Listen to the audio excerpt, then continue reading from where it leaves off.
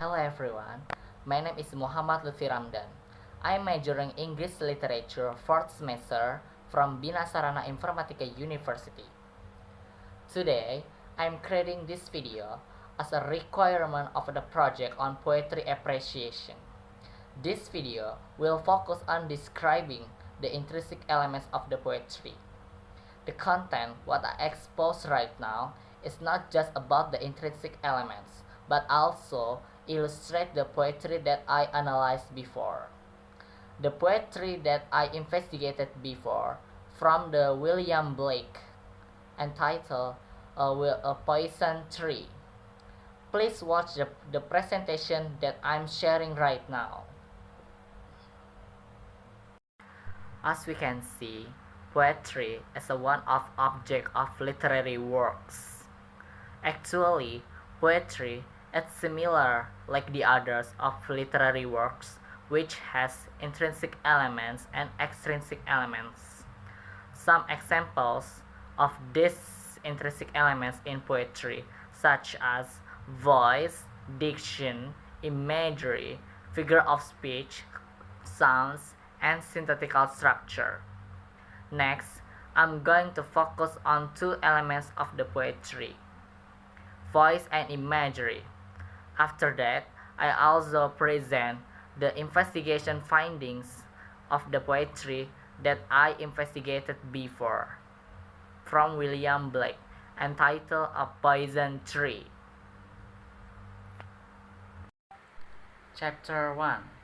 The purpose of the poem. In this chapter, I'm going to discuss about the purpose of the poem by William Blake. A Poison Tree by William Blake is a poem that expresses the upset and uneasy feeling by the author towards his enemy and friend.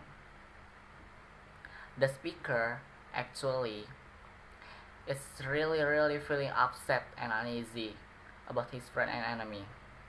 But suddenly, the feeling is disappear. The speaker tend to his upset and angered feeling carefully, treating it like a growing tree, and the speaker also watering with the tears and smiling to keep it growing properly until it reached and symbolized by the growth of the red apple. That's about the purpose of the poem, A Poison Tree. Chapter 2. The intrinsic elements, voice and imagery. In this chapter, I'm going to describe the intrinsic elements, the tone, speaker style, and imagery that consisting in a poem by William Blake, A Poison Tree. First, a tone of a poem. Referring to the view by an expert, namely Lawrence, tone is the author attitude towards the audience, the subject, or themselves. The tone refers to the emotional message that conveyed by the author throughout the poem. The tone that consisting in the poem is about the anger and negative feeling by the author convey. Next, the speaker style. The speaker style using by the point of view as a first person. It's not just about that. The speaker also portrays the complex emotions of his anger towards to both his enemy and friend, highlighting the contrasting outcomes of expressing his rage to each of them. When the speaker confides to his anger to his friend, the disappointed feeling dissipate, showcase the energy of communication and a trust in a friendship. The second element is imagery. What is imagery?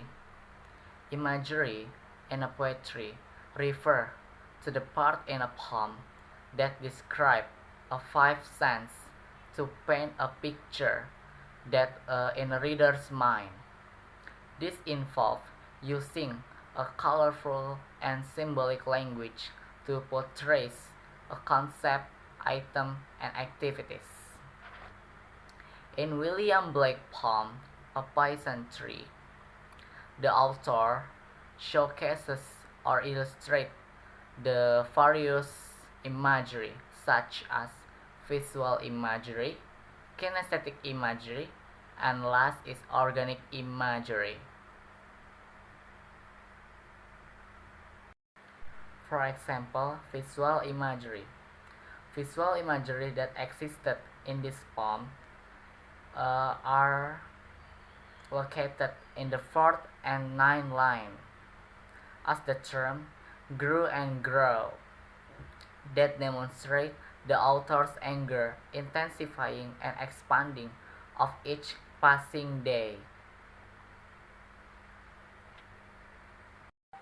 Next, organic imagery.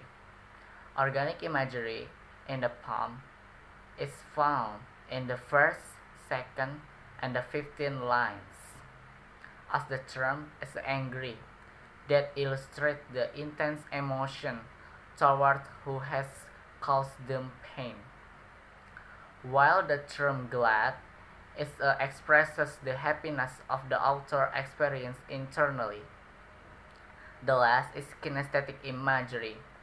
Kinesthetic imagery are exist in the five line through the term water that nurturing the author anger about his enemy like a growing plant. Alright, that's all.